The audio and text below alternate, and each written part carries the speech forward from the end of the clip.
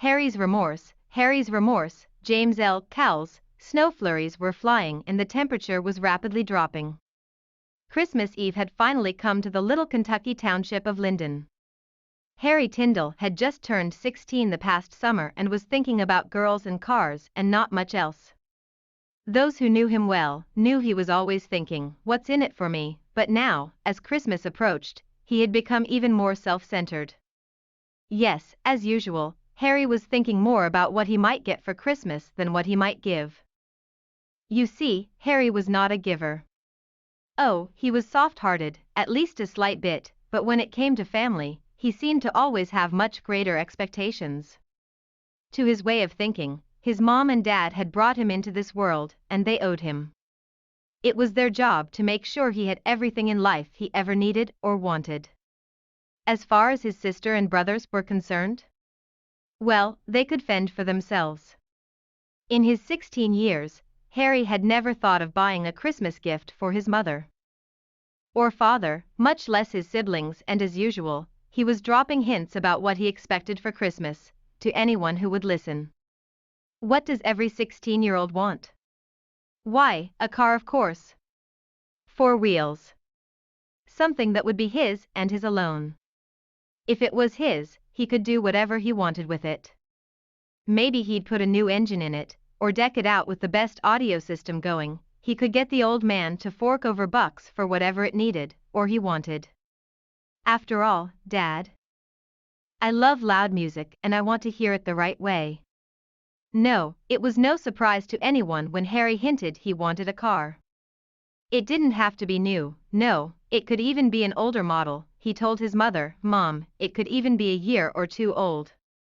His expectations were soaring. After all, it was Christmas. Now, our Harry had never worked a day in his life. When he needed money, he bragged, "I just hit the old man up for a few bucks." His mother was an even softer touch.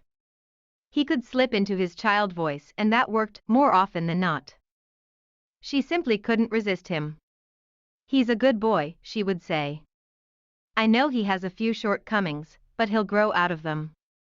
It was Christmas Eve and Harry was at home, upstairs, while his mother, father, 2 brothers and little sister went shopping for last-minute gifts. Harry thought it was ridiculous for the family to load up and go out into the madness that was Christmas Eve. He could hear them as they pulled out of the driveway, and they were all singing, "I'm Dreaming of a White Christmas." His father was off-key as usual. "That's childish stuff," he thought, as he rummaged through drawers looking for receipts from gifts his mother and father had purchased for him. Surely he would find a receipt from a local car dealership, or something to show they had purchased that car for him. "If they haven't bought me a car, I'm gonna be hell on wheels to live with," he thought. That's when he heard the doorbell ring, and looking outside, he saw flashing blue lights emanating from a police cruiser in the driveway. A chill ran up Harry's spine and he didn't know what to do. Should he answer the door? If his mom or dad were there, they would answer, but they weren't, so he decided to pretend no one was home. After all, he hadn't done anything wrong, and in fact, he rarely drove the family car and he knew he hadn't gotten any tickets. What could I have done the police would know about, he wondered. Man, I ain't gonna talk to nobody. I ain't done nothing that would bring them out here. As usual. Harry thought it was about him. If it was good, he did it. If it was bad, well, someone else was to blame. Sorry, Harry. This time it isn't about you. As he sat huddling upstairs, he heard a loud voice say, "We know you're in there, son. Your mom told us you were home.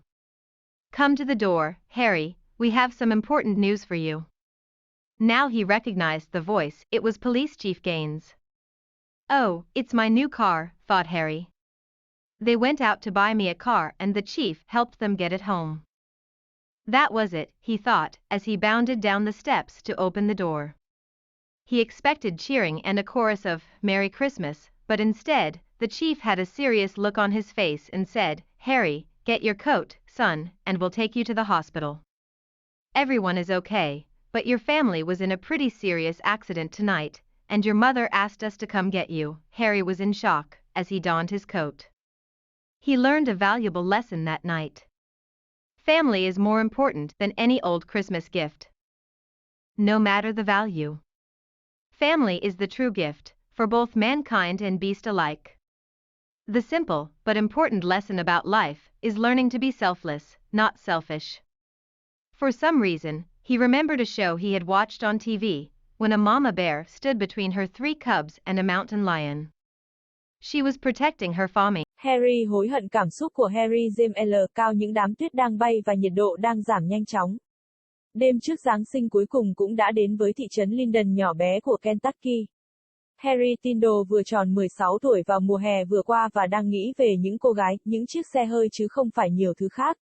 Những người biết rõ về anh ta, đều biết anh ta luôn nghĩ, có gì trong đó cho tôi, nhưng bây giờ. Khi Giáng sinh đến gần, anh ấy thậm chí còn trở nên thu mình hơn. Đúng vậy, như thường lệ, Harry đang nghĩ nhiều hơn về những gì anh ấy có thể nhận được vào Giáng sinh hơn là những gì anh ấy có thể cho. Bạn thấy đấy, Harry không phải là người cho đi. Ồ, anh ấy là người mềm lòng, ít nhất là một chút, nhưng khi nói đến gia đình, anh ấy dường như luôn có những kỳ vọng lớn hơn nhiều. Theo cách nghĩ của anh ấy, bố và mẹ anh ấy đã đưa anh ấy vào thế giới này, và họ nợ anh ấy. Nhiệm vụ của họ là đảm bảo rằng anh ấy có mọi thứ trong cuộc sống mà anh ấy từng cần hoặc muốn. Theo như chị gái và anh trai của anh ấy đã được quan tâm. Chà, họ có thể tự bảo vệ mình. Trong 16 năm của mình, Harry chưa bao giờ nghĩ đến việc mua một món quà Giáng sinh cho mẹ. Hoặc cha, ít hơn là anh chị em của mình, và như thường lệ, anh ấy sẽ đưa ra những gợi ý về những gì anh ấy mong đợi trong lễ Giáng sinh cho bất kỳ ai lắng nghe. Mọi đứa trẻ 16 tuổi muốn gì? Tại sao? Tất nhiên là một chiếc xe hơi, 4 bánh, một cái gì đó sẽ là của anh ấy và của riêng anh ấy. Nếu đó là của anh ấy có thể làm bất cứ điều gì anh ấy muốn với nó. Có thể anh ấy sẽ đặt một động cơ mới vào đó hoặc trang bị hệ thống âm thanh tốt nhất đang hoạt động, anh ấy có thể yêu cầu ông già vung tiền cho bất cứ thứ gì nó cần, hoặc anh ấy muốn. Sau tất cả thưa cha, con thích âm nhạc ồn ào và con muốn nghe nó đúng cách. Không có gì ngạc nhiên đối với bất kỳ ai khi Harry ám chỉ rằng anh ấy muốn có một chiếc ô tô. Nó không nhất thiết phải mới.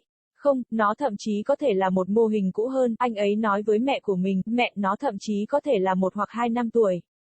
Kỳ vọng của anh ấy đã tăng vọt, rốt cuộc đó là Giáng sinh. Bây giờ, Harry của chúng ta chưa bao giờ làm việc một ngày nào trong đời.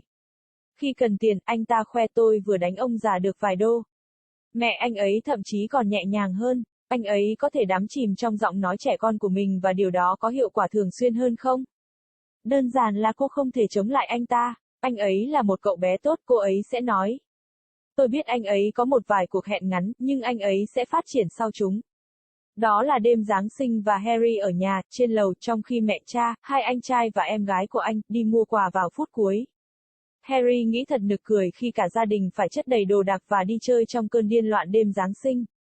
Anh có thể nghe thấy họ khi họ vừa ra khỏi đường lái xe, và tất cả họ đang hát tôi đang mơ về một Giáng sinh trắng. Cha của anh ấy vẫn lạc quan như thường lệ. Đúng là đồ trẻ con, anh nghĩ khi lục tung các ngăn kéo để tìm biên lai từ những món quà mà bố và mẹ anh đã mua cho anh. Chắc chắn anh ấy sẽ tìm thấy một biên lai từ một đại lý xe hơi địa phương hoặc một cái gì đó để chứng tỏ rằng họ đã mua chiếc xe đó cho anh ấy.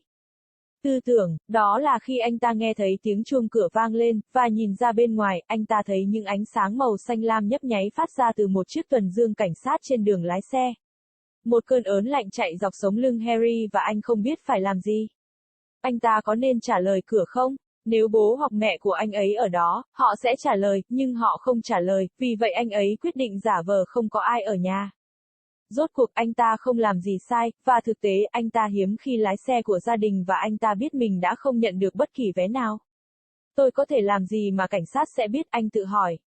Anh bạn, tôi sẽ không nói chuyện với ai cả. Tôi không làm gì có chuyện đưa họ ra đây. Như thường lệ, Harry nghĩ đó là về anh ta. Nếu nó là tốt, anh ấy đã làm nó. Nếu đó là điều tồi tệ, thì người khác đáng trách. Xin lỗi, Harry, lần này không phải về cậu. Khi đang ngồi lúi húi trên lầu, anh nghe thấy một giọng nói lớn, chúng tôi biết anh đang ở trong đó con trai. Mẹ anh nói với chúng tôi là anh đã về nhà.